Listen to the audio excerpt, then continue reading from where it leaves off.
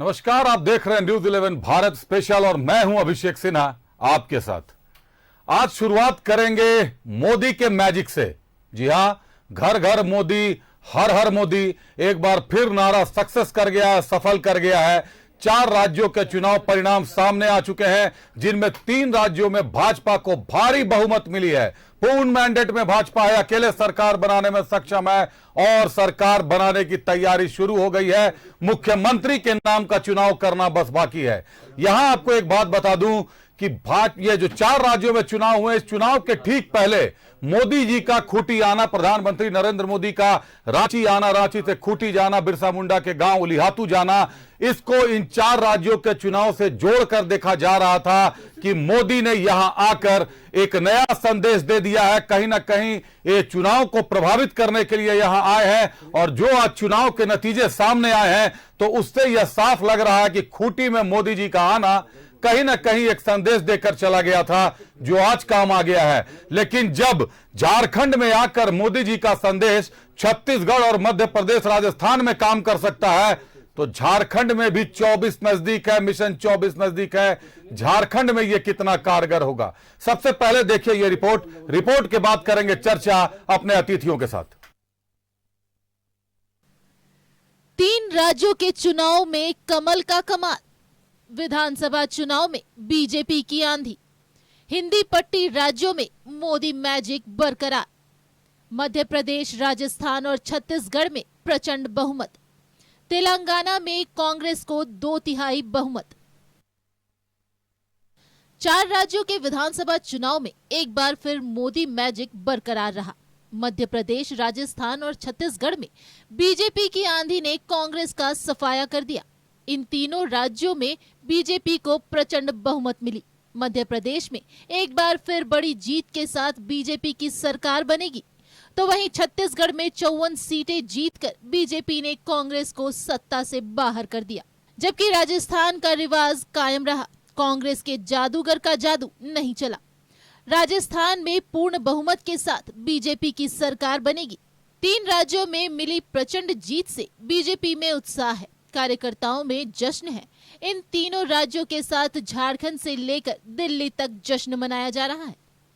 मैं समझता हूं कि मोदी जी की जो गारंटी है, उस गारंटी पर देश की जनता ने, उन राज्यों की जनता ने एक मोहर लगा दी। चूँकि वास्तव में हम छत्तीसगढ़ गए थे तो लोग कह रहे थे कि भाई जब घोषणा पत्र जारी हुई उसके बाद कुछ लोग मिले तो कहा कि नहीं, अगर इसी बात को मोदी जी के मुंह से निकल जाएगी तो हम लोग उसको गारंटी समझेंगे।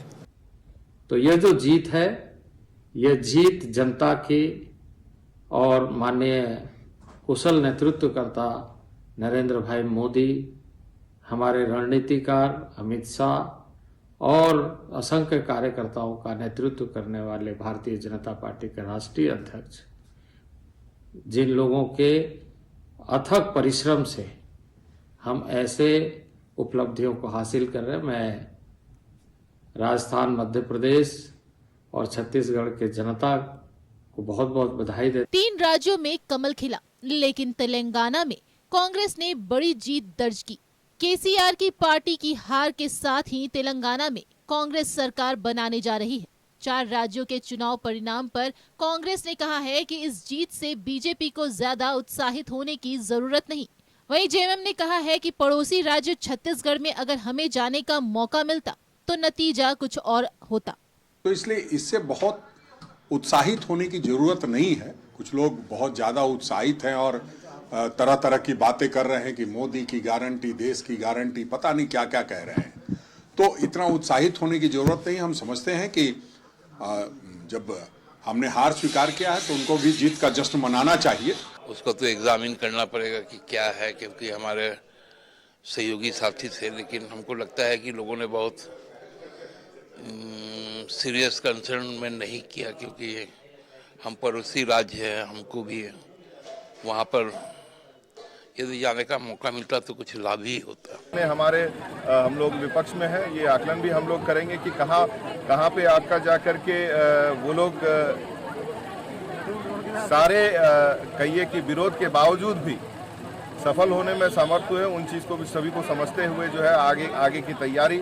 4 राज्यों में आए चुनाव के नतीजे के बाद बीजेपी में जहां जश्न है, वहीं कांग्रेस का जश्न सिर्फ तेलंगाना तक सिमट कर रह गया है।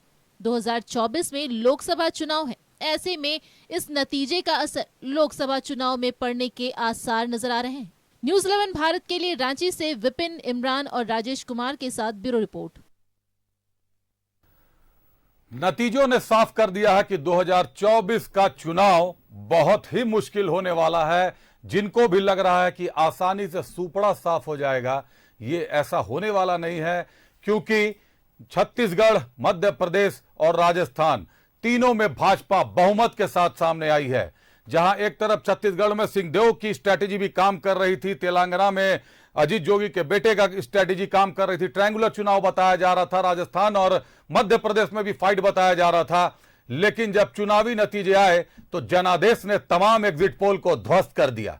जनादेश एक ऐसा जनादेश जो एक पार्टी के साथ सिमट कर रह गया, एक पार्टी पर पूरा विश्वास जताया जनता ने और उस पार्टी को राज्य की बागडोर सौंप दी। इसे मोदी का मैजिक कहें, भाजपा पर विश्वास कहें या नए राज्य का, नए देश को, देश के लिए नए सृजन करने का बिगुल कहें, यह फूंक दिया गया है। देखना दिलचस्प होगा कि 2024 के चुनाव में क्या परिणाम आते हैं, झारखंड कहां तक रहता है। लेकिन मैंने पहले भी कहा कि जब मोदी, प्रधानमंत्री नरेंद्र मोदी झारखंड आते हैं, खूंटी जाते हैं, तो इसको सीधे सीधे जोड़ दिया गया था इन राज्यों में चुनाव के साथ कि प्रधानमंत्री मोदी खूंटी से मध्य प्रदेश और छत्तीसगढ़ के चुनाव को प्रभावित करने की कोशिश कर रहे हैं। तो अगर वो आरोप सही थे, तब आज तो उनका संदेश सीधे सीधे छत्तीसगढ़ और मध्य प्रदेश तक चला गया है, फिर झारखंड की जनता पर भी पहुंचा होगा, झारखंड की जनता तक भी आया होगा और निश्चित तौर पर 24 के चुनाव दूरगामी परिणाम देने जा रहे हैं। 24 को चुनाव को लेकर भाजपा में खासा उत्साह है। हमारे साथ आज अतिथि के तौर पर जुड़े हैं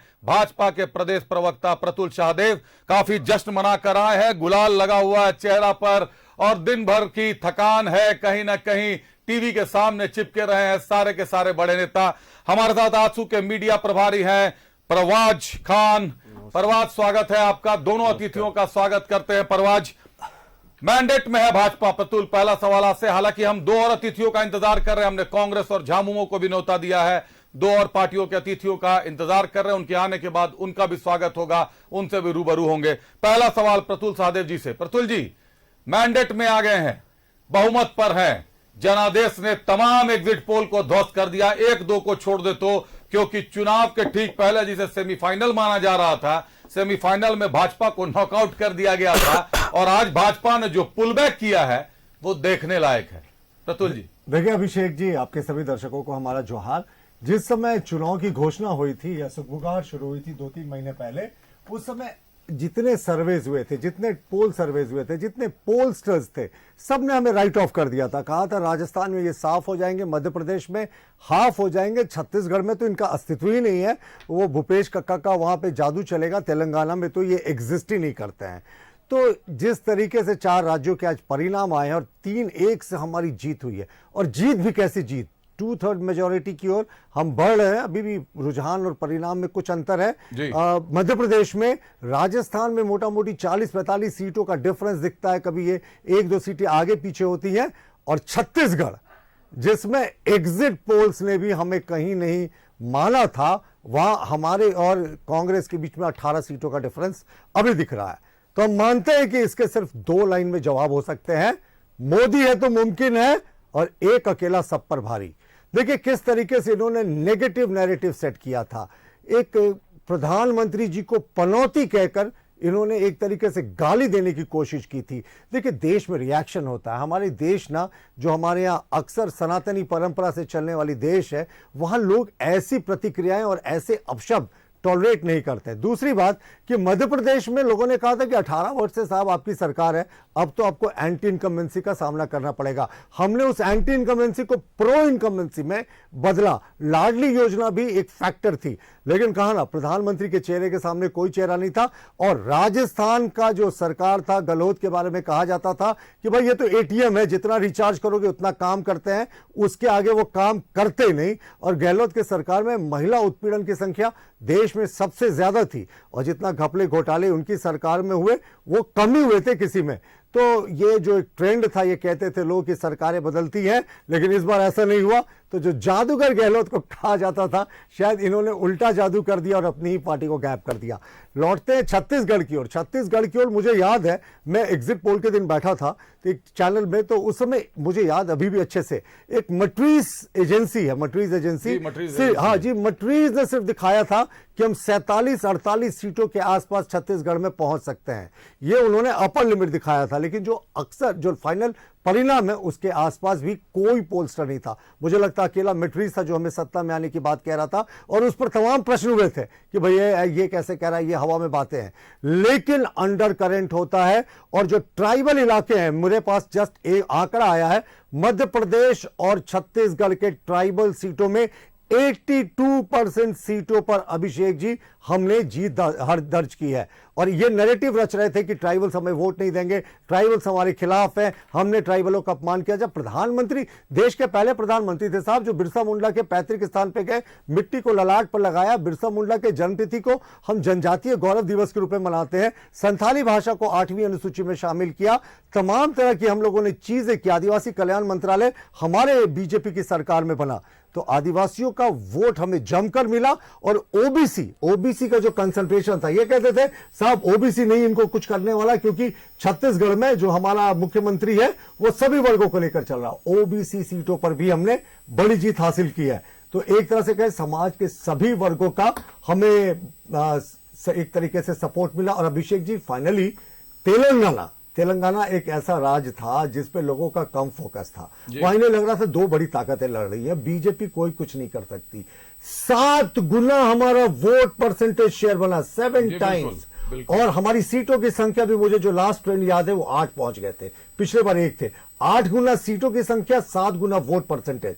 तो ये 2024 की झांकी है अभिषेक जी, हैट्रिक लगा इस बार, और 2024 के भी चुनाव में हैट्रिक की बारी है। बिल्कुल 2024 के चुनाव में हैट्रिक की बारी है, लेकिन प्रतुल शाहदेव ने एक बहुत बड़ी बात कह दी, एक अकेला सब पर भारी। करेंगे बात इस पर आजसू से। गैलेक्सी फर्नीचर मॉल से सजाए अपने सपनों का घर। रांची का एकमात्र सर्वश्रेष्ठ फर्नीचर मॉल, किफायती दाम पर बेहतरीन फर्नीचर उपलब्ध। अपने बेडरूम और ड्राइंग रूम को दे मॉडर्न लुक। फर्नीचर की खरीद पर 20% की छूट। 3 राज्यों में कमल ने कमाल कर दिखाया है। निश्चित तौर पर यह कमाल है क्योंकि जनादेश ने, मैं एक बार फिर दोहरा रहा हूं, जनादेश ने तमाम एग्जिट पोल को ध्वस्त कर दिए। इसीलिए कहते हैं कि जनादेश का अनुमान नहीं लगाया जा सकता, जनादेश की गणना नहीं की जा सकती। यह राजनीति गणित है, कभी भी बदल सकता है। हम स्वागत करेंगे सबसे पहले, हमारे साथ कांग्रेस नेत्री रांची से कृतिका त्रिपाठी जी जुड़ी हुई हैं। कृतिका जी, स्वागत करते हैं आपका। नमस्कार। हमने झामुमो से तनुज खत्री जी को भी निमंत्रण दिया है। तनुज खत्री जी ने आने को आश्वस्त किया था, उनकी भी प्रतीक्षा कर रहे हैं, संभव है तनुज जी भी आ जाएं। इससे पहले हम रुख करते हैं परवाज का। परवाज आजसू से मीडिया प्रभारी हैं। प्रतुल जी ने एक बहुत बड़ी बात कह दी, एक अकेला सब पर भारी। और 3 राज्यों के चुनावों ने भी अपने परिणाम दिखा दिए। मध्य प्रदेश, राजस्थान और छत्तीसगढ़ के चुनाव ने यह बता दिया, मोदी अकेले सब पर भारी है। परवाज, आजसू ऐसे में आगामी 2024 में अपने आप को कहां देखती है? नमस्कार सभी आपके दर्शकों का। अभिषेक, आजसू कहाँ देखती है? आजसू वहीं देखती है जहां हम एनडीए के घटक दल में हैं और एनडीए के साथ में है। और जहां एनडीए देखती है वहीं आजसू भी देखती है। और इसमें कोई किंतु परंतु नहीं है कि हमारा जो गठबंधन है वो ना किसी में ना मतभेद है ना मतभेद है, कुछ नहीं है। जिसका परिणाम है जो आज प्रचंड बहुमत से हमारे घटक दल की जो सरकारें तीनों राज्य में बनी है, उसके लिए के बड़े भाई प्रतुल जी उनको सबसे पहले बधाई। और ये एक चीज दिखाता है कि आप मजबूत नेतृत्व में जनता को विश्वास है। यही तो लोकतंत्र की खूबसूरती है। अगर जनता जो अगर अपने मत से अगर चुनी है तो कहीं ना कहीं लोगों को विश्वास है कि देश मजबूत हाथों में है। देश मजबूत हाथों में है। निश्चित तौर पर जनादेश तो यही कह रहा है कि देश मजबूत हाथों में है। रुक करेंगे कांग्रेस से कृतिका जी जुड़ी है हमारे साथ, क्षमा कीजिएगा। कृतिका जी, सबसे पहला सवाल आपसे, मोदी का मैजिक काम कर गया कहीं ना कहीं। राहुल भी गए थे, उन्होंने पदयात्रा शुरू की थी, तेलंगाना में वो काम भी आई, लेकिन बाकी जगहों पर काम नहीं आ पाई। कारण क्या मानती हैं सबसे बड़ा? देखिए, पहली बात तो मोदी जी का अगर मैजिक होता तो वो हर जगह जीतते। तेलंगाना में वो क्लीन स्विप हैं, उनको मुंह की खानी पड़ी। तेलंगाना तो कभी भाजपा का नहीं जी, रहा। और साउथ अगर आप देखें भी तो 134 सीट देखे तो भाजपा कहीं भी नहीं है। नॉर्थ में हाँ बिल्कुल हमें मेहनत करने की जरूरत है। हमने जो हमारी पार्टी ने काम किया 5 साल, उसको आकलन करने की जरूरत है। हम वैसे भी बहुत कॉन्फिडेंट थे। हमारे लिए भी ये शौक की बात है जो हमारी पार्टी का आज जो भी हमको जनता का मत मिला, हम इसे स्वीकारते भी हैं। न हम जीत से उत्साहित होते हैं, न हम हार से परेशान होते हैं। हम हार से सीखते जरूर हैं। काम तो चाहे राजस्थान हो, चाहे छत्तीसगढ़ हो, चाहे कोई भी जगह हो, काम तो कांग्रेस पार्टी ने पूरी तरीके से की थी। और रही बात बीजेपी की, तो हिमाचल और कर्नाटक में भी बीजेपी की सरकार थी। तो मैजिक मैं नहीं कहूंगी, क्योंकि डबल इंजन की सरकार होने के बावजूद वो भी चुनाव हारे। तो हार और जीत अगर हम गेम में हैं तो हार और जीत तो होनी है। हार लेकिन से सीखने की जरूरत है। तेलंगाना में भी जो है भाजपा 1 से उठकर 8 सीट पर आ गई है। काफी बहुत बड़ी बढ़त तेलंगाना में मानी जाए, इसको भाजपा ने अपनी उपस्थिति दर्ज करा दी है। देखिए, जैसे हार और जीत की जैसे आपने बात की, तो जीत 1 से हो, हार 1 से हो। जैसे हम हार स्वीकारते हैं बाकी जगह अपने प्रदेश में, वैसी तेलंगाना में बीजेपी की हार हुई है, इसमें कोई दो मत नहीं है। चाहे वो 1 सीट से हो, 2 सीट से हो या 4 सीट वो लेकर आई हो। और रही बात छल और छलावे की, बात बरगलाने की, तो ये बीजेपी का जो ये काम है, कहीं ना ईवीएम में खराबी की कोई बात नहीं, बिल्कुल ईवीएम में खराबी की तो बात नहीं करूंगी। पर जैसे आपके न्यूज चैनलों में कई जगह एमपी के बालाघाट से न्यूज आ रहा था, आप जैसे ही बड़े भाई बंधुओं ने दिखाया कि वहां पे कैसे बैलेट पेपर हुआ, बहुत सारे 2-3 दिन से चल भी रहा है न्यूज में, आप देख रहे होंगे। तो इस तरीके की चीजें तो होती रहती है, पर कोई इसमें मैं कोई भी इसका ये एक्सक्यूज नहीं देना चाहूंगी। जैसे भी हुई, जो भी हुई, साम दाम दंड भेद, हम हार स्वीकारते हैं और हार से सीखने की जरूरत है और हम आगे काम करेंगे और आगे आएंगे। बहुत बड़ी बात है। प्रतुल जी, आप कुछ कह रहे थे। देखिए, ईवीएम पर बहुत आरोप लगता है प्रतुल जी। भाजपा जब से सत्ता में आई है, ईवीएम और बीजेपी दोनों जो 3-3 वर्ड के हैं, बहुत गठजोड़ बड़ा मजबूत नजर आता है जब भी चुनाव होता है। चुनाव के बाद बातें खत्म हो जाती है। देखिए, मैं तो एक बात से बिल्कुल सहमत हूं कि जीत और हार दोनों सिक्के के 2 पहलू, और ये होता ही रहता है। इसमें परेशान होने की बात नहीं है। लेकिन जिस तरीके से शिमला में सिर्फ ये 39,000 का डिफरेंस था वोटों का हमारे और इनके बीच में, 0.9% का वोट था। 39.9% वोट से ये सत्ता में आ गए। 39% एग्जैक्ट वोट से हम विपक्ष में रहे। तो खैर ये 39,000 का आंकड़े से ये सरकार में आ गए। कर्नाटक की बात करें तो हमारा वोट परसेंटेज जो था वो 36% पहले भी था, इस चुनाव में भी 36% रहा। लेकिन जो ये जेडीएस के फ्रिंज वोटर्स थे वो कांग्रेस की तरफ शिफ्ट कर गए, और जो पोलराइजेशन, ये बहुत बड़ा फैक्टर माना जा रहा था। जो पोलराइजेशन किया था, हमारा वोट परसेंटेज ना तो हिमाचल में घटा ना इसमें घटा। और लोकसभा चुनाव तो कहते हैं ना, वो नेशनल इश्यूज पे लड़ते, ये तो लोकल इश्यूज पे थे। ये महादेव के ऐप पे कांग्रेस वाले जो थे, इन्होंने करेक्शन मैं इनको करना चाहूंगा। ये बैलेट पेपर की बात करी थी, तो बैलेट पेपर तो 15-20 साल से यूज नहीं होता, अब ईवीएम यूज होता है। की बात बता तो ईवीएम की बात करनी चाहिए थी। और अब मीडिया पे ठीकरा फोड़ना कि आपने ये दिखाया कि ऐसी चीजें हो रही थी। मुझे लगता है हार को बड़े दिल से स्वीकार करना चाहिए। अगर हम भी कहीं हारते हैं, स्वीकार करते हैं, भाई चलिए आपको बधाई हो और हम अपने हार से सीखेंगे। लेकिन अब एक्सक्यूजेज खोजना, फिर उसके बाद एक एस्केप रूट निकाल लेना कि भाई नहीं चलिए साहब हार स्वीकार है, लेकिन ये चीजें थी। तो ये पुरानी स्ट्रेटेजी रही है कांग्रेस की। और इन्हीं के नेता ने ना पनौती शब्द का यूज किया था देश के प्रधानमंत्री के लिए। तो ये जवाब है जनता का कि देश को असली पनौती के रूप में कौन स्वीकार है। अब इसके आगे मुझे बोलने की आवश्यकता नहीं है। हम कांग्रेस की मर्यादाहीन भाषा पर नहीं जा सकते। मौत का सौदागर बोटी बोटी काट देंगे, इन सब चीजों पर आज जाने की आवश्यकता नहीं है। मैं मानता हूं हमारी जीत हुई है, लेकिन देखिए इन्होंने छत्तीसगढ़ में महादेव ऐप जो हुआ था, महादेव के नाम का इन्होंने दुरुपयोग किया था। सत्ता के संरक्षण में अरबों रुपए का घोटाला हुआ था, युवाओं के साथ छलावा हुआ था वहां पर।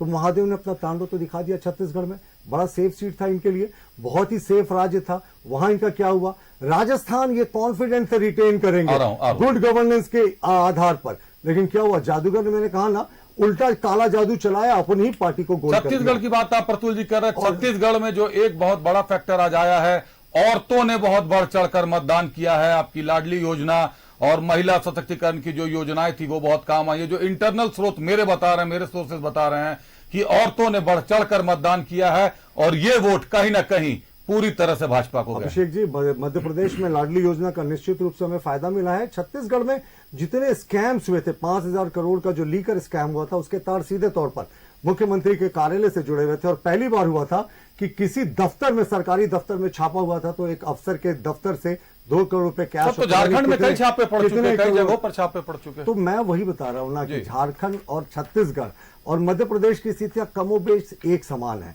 वहां भी ट्राइबल वोटर्स, ओबीसी वोटर्स की बहुलता है। वहां भी इन्होंने एक परसेप्शन बनाया था कि ये सारे लोग हमारे खिलाफ वोट करेंगे। तो जो झारखंड में कल होने वाला है उसकी झांकी मध्य प्रदेश और छत्तीसगढ़ ने आज दिखा दी। एक बार रुक करते हैं परवाज का। परवाज, झारखंड में जो कल होने वाला है उसकी झांकी छत्तीसगढ़ ने आज दिखा दी है। आप ये मानते हैं ये जो 3 राज्यों का जनादेश है झारखंड के लिए कितना प्रभावी मानते हैं परवाज? आजसू कितना प्रभावी इसको मानती है? देखिए, लोकतंत्र में चुनाव होता है और चुनाव हर पॉलिटिकल पार्टी उसको अहम ही मान के चलती है। अभिषेक, ये अब्राहम लिंकन का एक वाक्य है कि लोगों द्वारा लोगों का शासन, ये चीज सिद्ध किया है। आप देखिए, विपक्ष का जो पोजीशन था, जो आप डॉट करके जो इंडिया गठबंधन बना था, ये कहीं एग्जिस्ट नहीं कर रहा था। एनडीए के लोग का एकदम फोकस था कि लोगों को कैसे हम विकास पे बात करें, कैसे उनका जीवन को अपग्रेड करें। लेकिन इनकी प्रचार हमेशा नकारात्मक रही है, या नकारात्मक हो या भ्रष्टाचार से जो लिप्त रहे। और ये जनता इसलिए एकदम भली भांति जान गई और वो लोकतंत्र में विश्वास रखती है। मतदान केंद्र में गए रहेंगे। एक बात जरूर है कि वन मैन शो चल रहा है एनडीए का, ये वन मैन शो है, मोदी का मैजिक है, मोदी का शो चल रहा है। सारे जितने भी राज्य जीते हैं भाजपा ने, हर जगह एक ही नाम है, हर हर मोदी, घर घर मोदी। ये मोदी फैक्टर काम तो कर रहा है, लेकिन अब राज्य स्तर पर भी मोदी फैक्टर काम कर रहा है। तो निश्चित तौर पर जो लोग राज्य के लिए, राज्य के संगठन के लिए काम कर रहे हैं, राज्य का नेतृत्व कर रहे हैं, उनको सोचना चाहिए कि उनकी जनता प्रधानमंत्री के नाम पर वोट देती है, उनके नाम पर वोट नहीं देती। ये बड़ी कमाल की बात है। हम रुक करेंगे कृतिका कुछ कहना भी चाह रही थी और कृतिका से यह सवाल भी होगा। कृतिका छत्तीसगढ़ से जुड़ी रही है, काफी दिनों वहां रही है।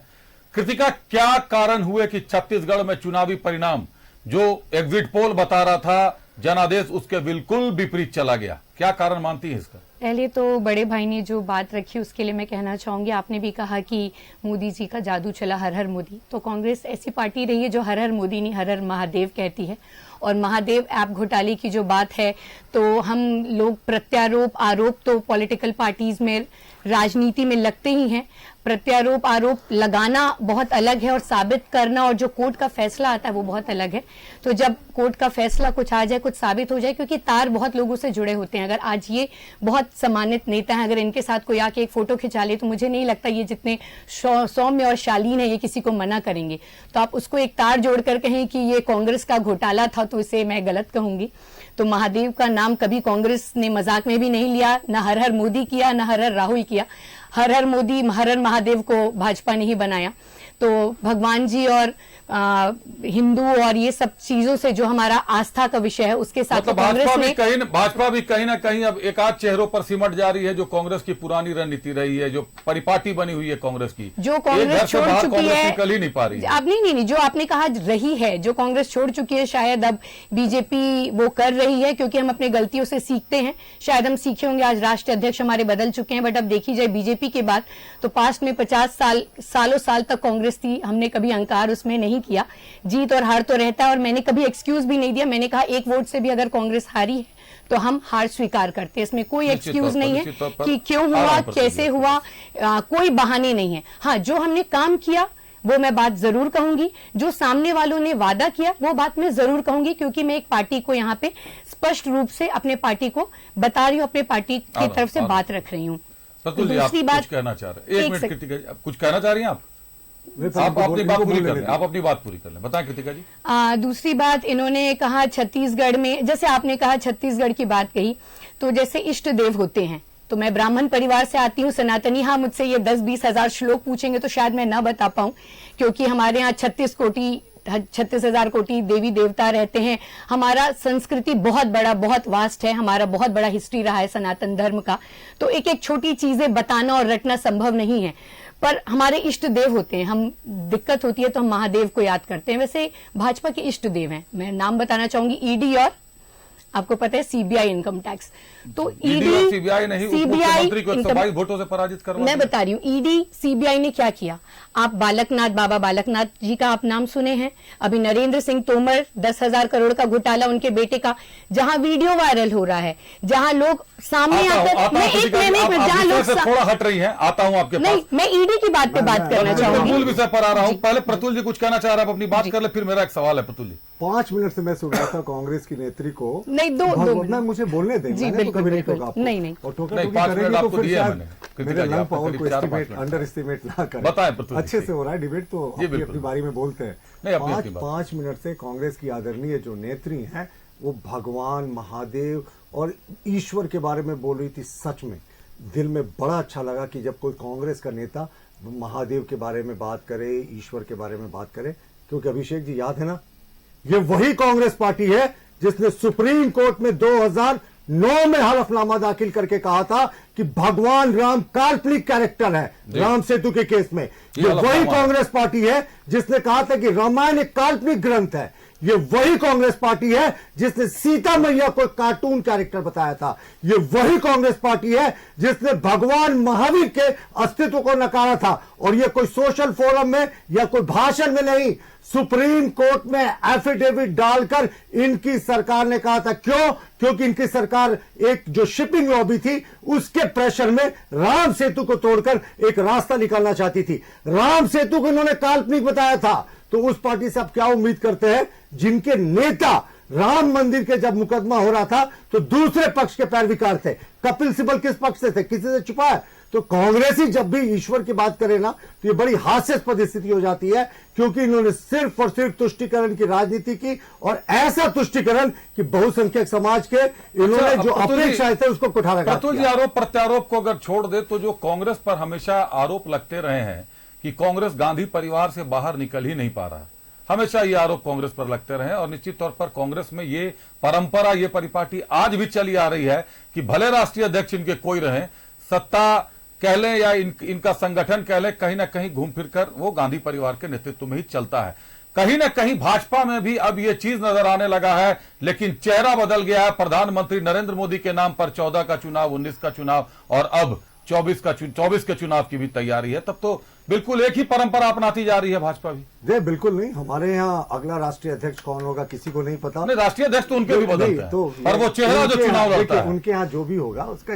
भाजपा जिन 3 राज्यों में चुनाव जीती है प्रतुल जी, तीनों राज्यों में मुख्यमंत्री की घोषणा नहीं की गई, मुख्यमंत्री का कोई चेहरा नहीं बताया गया। नेतृत्व में चुनाव लड़ता है, प्रधानमंत्री जी का चेहरा था, सामूहिक नेतृत्व में चुनाव लड़ता है। और हमारे जो क्षेत्रीय छत्र पर वो वैसी वाली राजनीति हमारे यहाँ नहीं होती। हमारे यहाँ साधारण कार्यकर्ता होता है। एक बार प्रश्न उठा कि भाई सांसदों को आपने क्यों चुनाव लड़ा दिया, तो ये पार्टी तय करती है कि किसकी क्या भूमिका हुई। आज जो हमारे राष्ट्रीय अध्यक्ष की भूमिका पार्टी कल तय करेगी कि इनकी और कोई बड़ी भूमिका होगी तो वो वहां शिफ्ट कर जाएंगे। पार्टी के सब निष्ठावान कार्यकर्ता, यहाँ गांधी परिवार से वो सारा कुछ तय नहीं होता। और मैं, आपने एक और प्रश्न किया था, वो अभी मेरे जहन से निकल गया, जो पहला पार्ट था आपका, क्या पूछा था आपने? मैंने आपसे पूछा जो कांग्रेस से परंपरा चली आ रही थी वही यहां भी दिख रही है। नहीं, बिल्कुल नहीं। देखिए, कांग्रेस में कभी भी कोई भी प्रेसिडेंट बनता है, एक तो इनके यहाँ लंबे समय के बाद चुनाव हुआ, मल्लिकार्जुन खड़गे साहब हुए, और आपको याद होगा कि जो बरुआ थे वो मनमोहन सिंह के जो प्रेस सलाहकार थे, उन्होंने अपनी किताब लिखी थी द एक्सीडेंटल प्राइम मिनिस्टर। उसमें उन्होंने लिखा था कि मनमोहन सिंह कोई भी निर्णय लेते थे, मैं किताबों को कोट कर रहा हूं, पेज 52 एंड पेज 53, साफ लिखा था कि जिस समय मनमोहन सिंह ने न्यूक्लियर डील के लिए डील अनाउंस की कि हम कोई भी लेफ्ट विड्रॉ करे, सपोर्ट या कुछ भी करे हम करेंगे, तो Shrimati Gandhi was fuming at the prime minister. वो गुस्से से लाल थी। ये बरुआ का है और आज तक मनमोहन सिंह जी ने उसे कॉन्ट्राडिक्ट नहीं किया, उनके प्रेस एडवाइजर का। तो ये प्राइम मिनिस्टर्स वो जो ऑफिस था वो एक पपेट था, वो तो गांधी परिवार चलाता था। सोनिया गांधी एक तरीके से आग बबूला हो रही थी प्रधानमंत्री मनमोहन सिंह पर।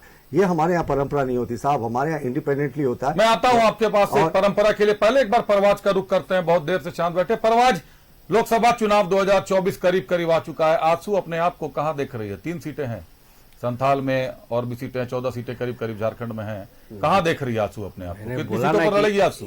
एकदम राजनीतिक दल होने के नाते आपको चुनाव पे फोकस करना ही रहता है, लोगों से, जनता से आपको कनेक्ट करना ही रहता है, सब डिसाइड रहता है, लोग क्षेत्र में काम करते हैं, सब कुछ करते हैं, लेकिन कहाँ से लड़ा जाएगा, कैसे लड़ा जाएगा, ये केंद्रित नेतृत्व का डिसीजन होता है। ये हम टीवी पैनल पे डिस्कस में नहीं ना बात कर सकते।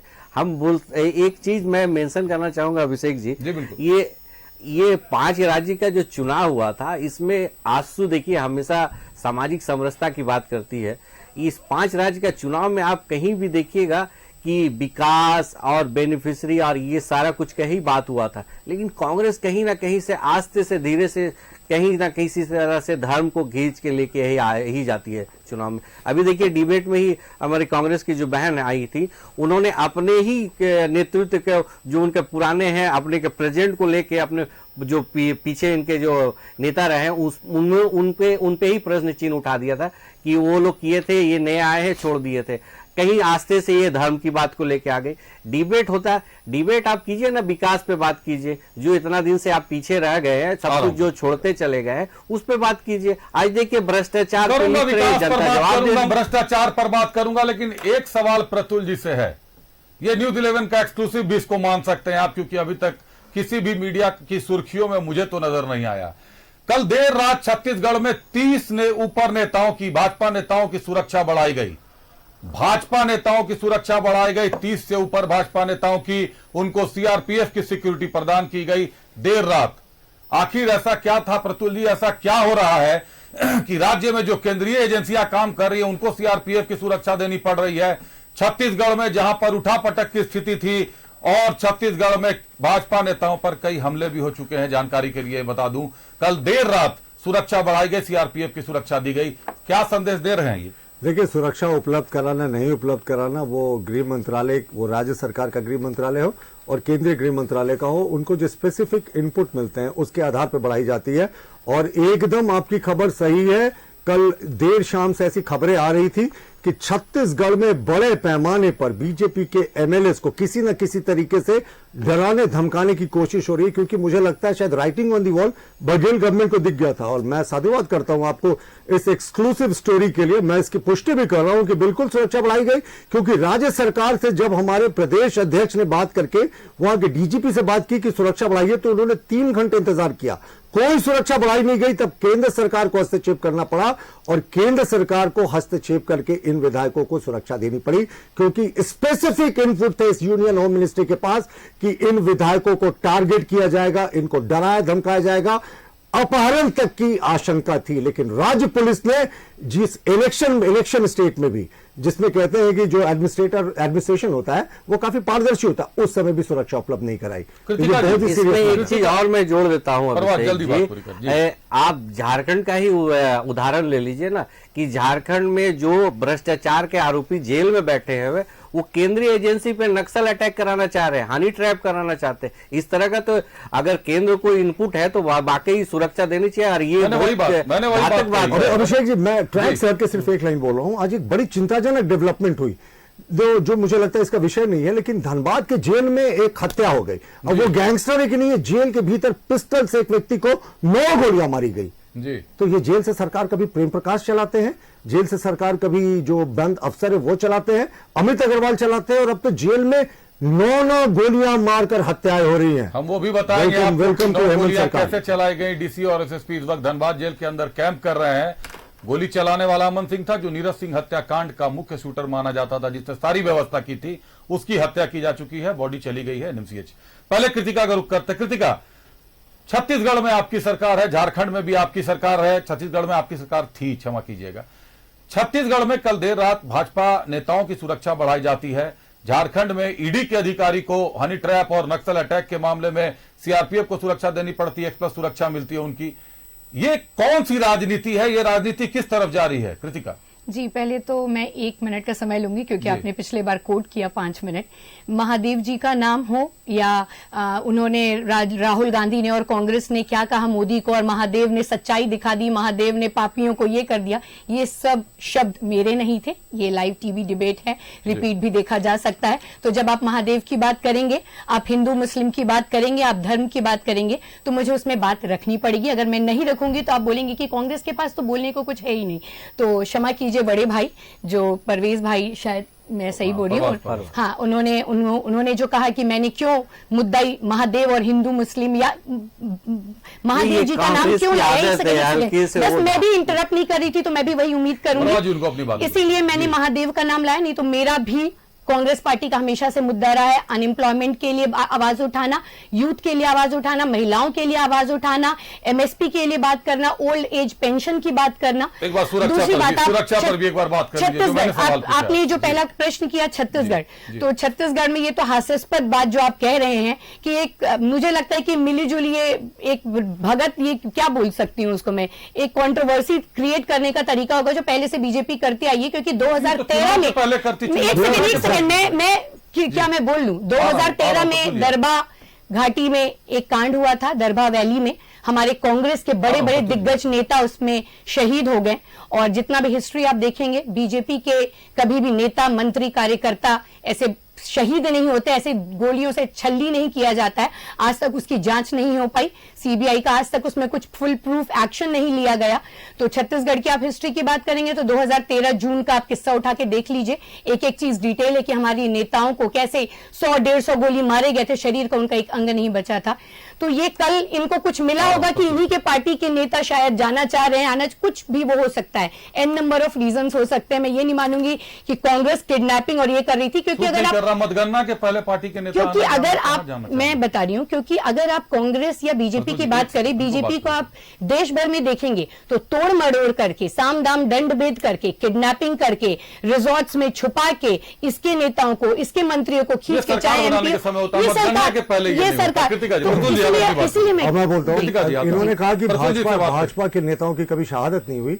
इन्हें इतिहास में याद दिला दूं, श्यामा प्रसाद मुखर्जी जी की शहादत उसी कश्मीर में हुई जिसको इन्होंने प्रधानमंत्री का एक वहां पे दर्जा देकर रखा था, अपना उनका झंडा था, तो वही शहादत हुई थी श्यामा प्रसाद मुखर्जी की। दीनदयाल, मुझे बोलने दें बीच में, दीनदयाल बर्नवाल जी की, दीनदयाल माफ कीजिएगा उपाध्याय जी की शहादत हुई थी, जो वर्तमान दीनदयाल उपाध्याय रेलवे स्टेशन है वहीं पे उनकी शहादत हुई थी। बहुत ही जिस तरीके से, और उनका हत्या का राज आज तक राज रहा, उस समय कांग्रेस की सरकार थी। तो ये शहादत पे हम पे प्रश्न करें, आपकी जो शहादत हुई उसके लिए हम सच में गवागीन है, पूरी आपकी टॉप लीडरशिप उस समय शहादत हो गई थी। लेकिन याद कीजिए किसकी किसकी शहादत हुई थी, महेंद्र कर्मा की, जो नक्सलियों के हिट लिस्ट में थे, जिनको केंद्रीय सुरक्षा बल ने सुरक्षा उपलब्ध कराई थी। मुझे खत्म करने दे, अभिषेक शुक्ला साहब की हुई थी, जो भी केंद्रीय सुरक्षा एजेंसियों की सुरक्षा घेरे में थे, और उस समय केंद्र में यूपीए की सरकार थी। तो किसका फेलियर था ये?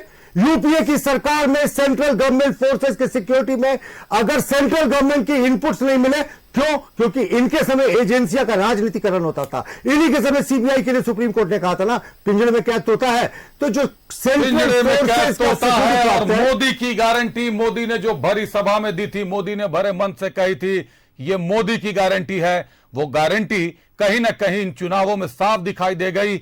मैंडेट है, पूर्ण बहुमत है भाजपा को, भाजपा स्वतंत्र सरकार बनाएगी, मजबूत सरकार बनाएगी। हम प्रतीक्षा कर रहे थे हमारे जेएमएम से आने वाले प्रतिनिधि की, लेकिन जेएमएम से हमारे अतिथि नहीं आए। उनकी काफी प्रतीक्षा की हमने, तनुज खत्री आने वाले थे, नहीं आ पाए। बहरहाल प्रसूल शाहदेव शहादत की बात कर रहे थे। एक बार आंसू का रुख करते हैं, परवाज से पूछते हैं। परवाज, केंद्रीय जांच एजेंसियों को भी सुरक्षा की जरूरत पड़ रही है, जहां आईएनडीआईए की सरकार है। छत्तीसगढ़ में भी सुरक्षा की जरूरत पड़ गई भाजपा नेताओं को। तो आखिर इतनी सुरक्षा के बीच अगर एनडीए चुनाव लड़ेगी तो चुनाव में कैसे लड़ पाइएगा? देखिए, सुरक्षा की जरूरत वहां पड़ती है जब आपको कहीं ना कहीं से केंद्रीय एजेंसी को कुछ इनपुट रहता है कि इस तरह से झारखंड हो चाहे छत्तीसगढ़ हो, नक्सल प्रभावित राज्य।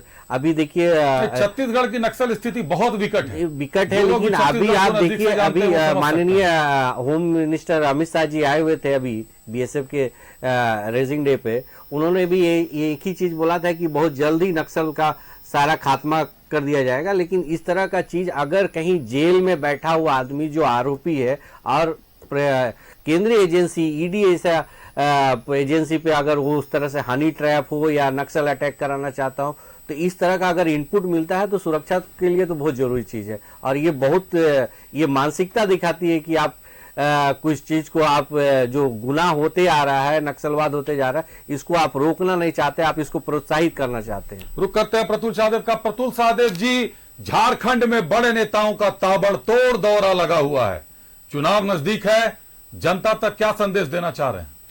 देखिए, जनता तक कोई संदेश देने की आवश्यकता नहीं है। पिछले 4 वर्षों में मुख्यमंत्री जी के बारे में कहा जाता है, माननीय मुख्यमंत्री हैं, हमारे भी मुख्यमंत्री, हम चाहते थे कि मुख्यमंत्री जी का नाम गर्व से ले, काश पर ऐसा कर नहीं पाते। कोई ऐसा सगा नहीं जिसे मुख्यमंत्री जी ने ठगा नहीं, इनके बारे में यही कहते हैं। 20 लाख नौकरियां हो जानी चाहिए थी 4 वर्षों में, अभी तक कुछ नहीं हुआ। 80 लोगों का विज्ञापन होता है तो पूरे पृष्ठ का विज्ञापन छपवाते हैं, ये 80 लोगों की नियुक्ति होती है, उसका विज्ञापन छपवाते हैं। 5,000 और 7,000 रुपया पोस्ट ग्रेजुएट और अंडर ग्रेजुएट्स को देने की इनकी महीने में घोषणा थी, आज तक वो पैसा भी किसी को नहीं मिला। 32 लाख किसान है प्रदेश में रजिस्टर्ड, उनका लोन माफी का वायदा था, उसमें क्राइटेरिया लगा के उसे चंद हजारों में सीमित कर दिया। महिला उत्पीड़न की संख्या पिछले सरकारों से 32% ज्यादा है। हम और आज आप बात करें तो इस वर्ष भी अब तक 1700 रेप केसेस महिलाओं के साथ हो चुके हैं। ये पुलिस के आंकड़े, ये प्रतुल सहदेव के आंकड़े नहीं है। तो मुख्यमंत्री जी का जिस तरीके से स्टेट स्पॉन्सर्ड करप्शन रहा है पूरे राज्य में, जब पूरा राज्य का सिस्टम करप्शन को बढ़ावा देता हो, आप एक उदाहरण से समझ लें कि माननीय मुख्यमंत्री जी के होम कॉन्स्टिट्यूएंसी के जो विधायक प्रतिनिधि पंकज मिश्रा को ईडी ने मुख्य अभियुक्त माना था पूरे स्कैम का, आज भी वो विधायक प्रतिनिधि है, जबकि 1 वर्ष से जेल में है, और उनको ईडी ने जो चार्जशीट था उसमें मुख्य अभियुक्त माना। सुप्रीम कोर्ट ने भी प्राइमा फेसी उन पर केस मानते हुए बेल नहीं दी। उनके अमित अग्रवाल जो करीब सहयोगी थे, प्रेम प्रकाश जिनके मुख्यमंत्री के हाउस गार्ड्स के AK-47 बरामद हुए थे। बिल्कुल, इस पर बात करते हैं, एक बार कृतिका का रुख करते। कृतिका जी, जो छत्तीसगढ़ की स्थिति थी, कहीं ना कहीं कमोबेश झारखंड की भी वही स्थिति रही। INDIA गठबंधन पर उतने ही आरोप झारखंड में लगे हुए हैं। छत्तीसगढ़ में भी शराब घोटाले की जांच चल रही है, ईडी छत्तीसगढ़ में भी घुसी हुई है। चुनाव परिणाम बिल्कुल विपरीत आ गए आप लोगों की सोच के, और एग्जिट पोल को ध्वस्त कर गया जनादेश। कहीं झारखंड भी इसी राह पर तो नहीं चल रहा? जी, मैं बिल्कुल दोनों को कंपेयर करना उचित नहीं समझूंगी, क्योंकि अरे आफिनों का आरोप था कि खूंटी में बैठकर मुख्य प्रधानमंत्री नरेंद्र मोदी ने छत्तीसगढ़ और MP के चुनाव को प्रभावित किया है। अब आप कह रही हैं कि दोनों को मिलाना नहीं चाहती। मैं बिल्कुल, जो आगे हमारा समीकरण रहेगा, या हम जो इंडिया, अगर हम कांग्रेस की बात करें, इंडिया से और जो यहाँ हमारी मिली जुली सरकार है उससे हटा के, तो कांग्रेस ने क्या काम किए हैं और क्या काम करने वाली है, और आने वाले समय में हमारा क्या मैनिफेस्टो रहेगा, क्या हम किस तरीके से काम करेंगे, वो तो शीर्ष नेताओं का काम है। वो मैं एक कार्यकर्ता अकेले। लेकिन विवादों में INDIA घिरी हुई है और जनता शायद देख रही है, क्योंकि छत्तीसगढ़ का रिजल्ट ये बता रहा है कि ये जांच एजेंसियां कुछ करें, गिरफ्तारी करें, जैसे जांच करें, तमाम आरोप लगते रहें, इन पर खतरे मंडराते रहें, लेकिन इनकी काम जनता तक पहुंच जाती है। इनका किया काम जनता तक पहुंचता है और जनता जनादेश देती है। क्यों प्रतुल जी, आखिरी संदेश दीजिए। जीती हुई पार्टी के प्रतिनिधि हैं आज आप, अबीर गुलाल लगा हुआ है चेहरे पर, झारखंड को संदेश दीजिए, क्या नया लेकर आएगी भाजपा? देखिए, प्रधानमंत्री जी ने आज हम लोगों को, कार्यकर्ताओं को सीख दी कि जीत में विनम्रता ज्यादा दिखनी चाहिए। बिल्कुल, हम विनम्रता से अपनी जीत को स्वीकार करते हैं, और हमारी तो ये कामना भी रहती है कि विपक्ष भी सशक्त रहे, ताकि हम कहीं भी कुछ एक आध कदम पीछे रह रहे हो तो वो हमें शीशा दिखाए। लेकिन अफसोस, पिछले 2 बार से कांग्रेस को लोकसभा में इतनी भी सीटें नहीं आई कि उसे विपक्ष का दर्जा मिले। तो हम तो केवल प्रार्थना कर सकते हैं, इनके कर्म इनको कभी आगे बढ़ने नहीं देंगे। और हमारा कहना है कि 3 राज्यों में जो जनादेश मिला है उसमें हम खरा उतरने की कोशिश करेंगे। मध्य प्रदेश एक शाइनिंग एग्जाम्पल है कि कैसे 18 वर्षों से हमारी सरकार थी, अब 23 वर्षों का कार्यकाल पूरा करेगी, और छत्तीसगढ़ और राजस्थान में भी हम अपने वादों को पूरा करेंगे, डिलीवर करेंगे। निश्चित तौर पर प्रतुल सहदेव ने अपनी बात कह दी। कहीं ना कहीं भाजपा ने अपना संदेश दे दिया। जीत के बाद विनम्रता बनाए रखनी है। इसका मतलब यह मानकर चलते हैं कि NDA मजबूती के साथ चुनाव लड़ेगा। आने वाले चुनाव, झारखंड में जो चुनाव होने वाले हैं लोकसभा के, NDA ही लड़ेगा मजबूती के साथ। सीटों का तालमेल भी, शायद आजसू से भी परवाज शामिल है, कांग्रेस से कृतिका है। सीटों का तालमेल आजसू के साथ भाजपा का सही बैठ जाए, सीटों का सही वितरण एक दूसरे को कर दिया जाए, और चुनाव परिणाम यहां पर भी NDA और INDIA के बीच देखने लायक रोचक मुकाबला होगा। लेकिन इस जनादेश ने, जो ये 4 राज्यों का जनादेश सामने आ चुका है, जो 3 राज्यों के जनादेश ने यह बता दिया है, छत्तीसगढ़ और मध्य प्रदेश से काफी समानताएं बताई जाती हैं झारखंड की। तो इस जनादेश को देखकर सरकार को भी कहीं ना कहीं सीख ले लेनी चाहिए और सरकार को भी ये समझ लेना चाहिए कि भले जांच के रडार चलते रहे, जांच के रडार पर लोगों के नाम आते रहे, लेकिन जांच एजेंसियां जब राज्य में घुसती हैं तो जनता की नजरें जांच एजेंसियों पर टिकी रहती हैं, जनता की नजरें मीडिया की सुर्खियों पर टिकी रहती हैं कि आखिर कौन कौन से नाम निशाने पर हैं, कौन कौन से नाम जांच की जद में हैं, और कहीं ना कहीं ये नाम अपना विश्वास खोते हैं राज्य की जनता पर से, जिसका जीता जागता नतीजा छत्तीसगढ़ है। परिणाम सामने है, समझदारों के लिए इशारा काफी है। कांग्रेस अपनी तैयारी में जुटी है, राष्ट्रीय पार्टी है, अपनी तैयारी भरपूर करेगी। हार से सीख ले रही है कांग्रेस। आज बड़े नेताओं का भी बयान आया है, हार को स्वीकार किया है। झामुमो की बारी है, झामुमो को भी अपना रुख समझना होगा, अपने तेवर समझने होंगे और अपने कर्तव्यों को समझना होगा जो जनता के प्रति है। हम अपने तीनों अतिथियों का धन्यवाद करते हैं। बहुत धन्यवाद आपका हमारे साथ जुड़ने के लिए। विशेष तौर पर कृतिका जी का धन्यवाद करते हैं। कांग्रेस ने अपनी सीटें गंवाई, उसके बावजूद कृतिका जी पूरी मजबूती के साथ कैमरे के सामने आई और उन्होंने पूरे संयम के साथ बातों को संभाला है, सवालों को संभाला है, सवालों का जवाब दिया है। हम कृतिका जी का धन्यवाद करते हैं। धन्यवाद करते हैं अपने सभी अतिथियों का, अपने दर्शकों का। मेरे साथ आज बस इतना ही।